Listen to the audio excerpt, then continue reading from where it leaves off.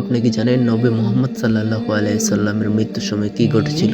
সময়টা ছিল হিজরি 11 সনের সফর মাসের শেষ দিকে তিনি অসুস্থ হন।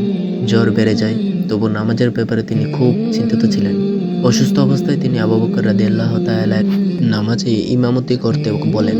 ইন্তিকালের আগের দিনগুলোতে তিনি বারবার বলেছেন, নামাজ ও দাসদের অধিকার রক্ষা করতে হবে, আল্লাহর উপর ভরসা রাখতে হবে, উম্মাহর জন্য কল্যাণ কামনা করতে হবে।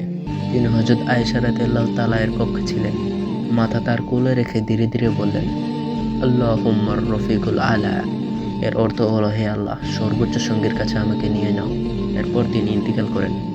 সময়টা ছিল সোমবার, 12 রবিউল আওয়াল। সাহাবীরা শোকে স্তব্ধ হয়ে যান। কেউ বিশ্বাসই করতে পারছিল না। তখন আবু বকর রাদিয়াল্লাহু তাআলা দৃঢ়ভাবে বললেন, যে মুহাম্মদ সাল্লাল্লাহু আলাইহি সাল্লামের ইবাদত করত সে জেনে রাখুক মুহাম্মদ ইন্তেকাল করেছেন। আর যে আল্লাহর ইবাদত করত সে জেনে রাখুক আল্লাহ চিরঞ্জীব। নবী সাল্লাল্লাহু আলাইহি সাল্লামও একজন মানুষ ছিলেন। সত্য ও দ্বীনের দাওয়াত পূর্ণ করেই তিনি বিদায় নেন। নামাজ ও আখলাক ও আল্লাহর উপর ভরসাই তার শেষ শিক্ষা ছিল।